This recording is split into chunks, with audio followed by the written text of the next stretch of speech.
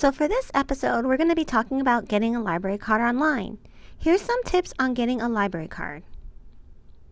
You don't need to have a driver's license. You can bring any form of ID that has your name and picture on it.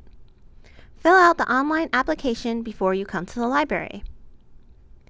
You can use the number you get online before you get a library card. And once you fill out the application, you can use all of our library's e-content. Hi, this is Miriam from Miriam the Librarian Reviews, and today we're going to talk about how to get a library card. So if you go to our main homepage, you'll see an icon that says Get a Library Card. Click on that. When you see this page, you're going to select your home library. It could be any library, but try to select the one that you go to the most. Then you could put in your zip code. Once you put this in, the city should come up on the next page.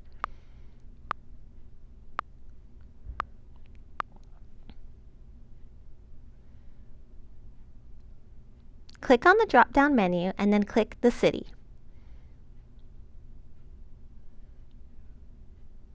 Once you click continue, you'll see this main application. For the main application, just be mindful that you only need to fill out the spaces that have the red star on them. If the space has no red star, you don't have to fill it out. Also, after you fill out your first and last name, if your ID has a different name, then you would fill out the next part. But if your ID does not, you could just leave it blank. I highlighted this just so that you can see. You don't have to fill out the second part if it's the same as on your ID. Then you just scroll down and you'll click on gender. Put in your birth date. Birth date does have a red star, so this is something that is required.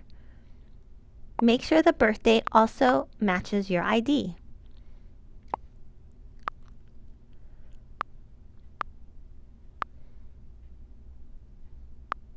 The next space is going to be your address. So if you just live in one address, you could just put the first main primary address on there. If you have other addresses that you want to add, feel free. You could actually add up to 3 addresses, but we just need the primary one just to get started.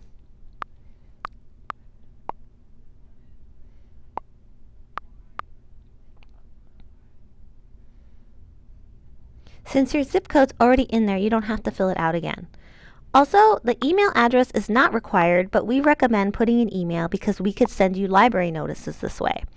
So if you have a main email or an alternative email, you could do both. Then you could put in phone numbers as well. You could put up to 3 phone numbers. We recommend at least 1. Sometimes people leave things in books or there's a question about their account, and this would be a really good way and fast way to contact them.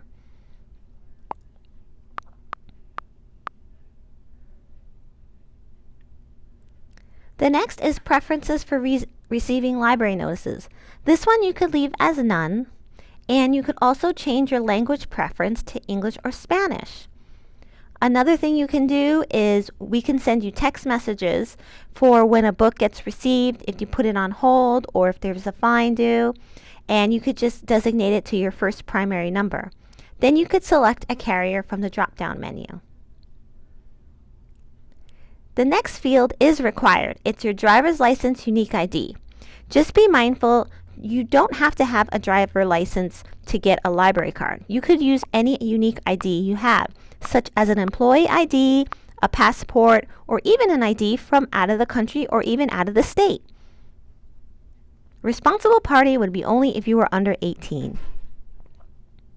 Username is optional, so I'm going to skip username. Now I'm going to put in my password. Passwords have to be alphanumeric, so put some letters and some numbers. For instance, if you have a favorite flower, you could put Rose 1, 2, 3, 4. Or if you have a favorite name, you could put Johnny 8, 6, 7. But they do have to be alphanumeric for it to go through. And they have to match. So when I put this one in, I didn't match it and I got a pop-up to tell me to redo it. If this happens, that's fine. Just click OK and then just re-enter your password.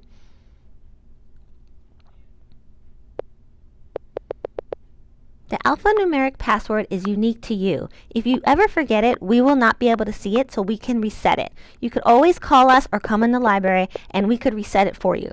These are really important to get any of our e-content and also to check your status of your library account. When you're done, click Submit and you're all done. You have your Pack Reg number. Your Pack Reg number will be your temporary library card. Until you come in and get a physical card, you can use this for all our online resources and to check out books. Now you could click and get onto your account. Once you're in your account, or to get into your account, we would have to use your password again. So put in your password and then click Login.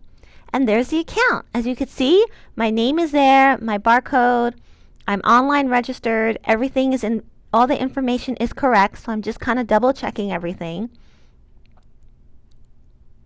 And then on the side, you can see how many items you have out, requests, your fines and fees, claimed and lost items, and saved searches. So thank you for using the Riverside Public Library, and we hope to see you in the next episode. Bye-bye, everybody!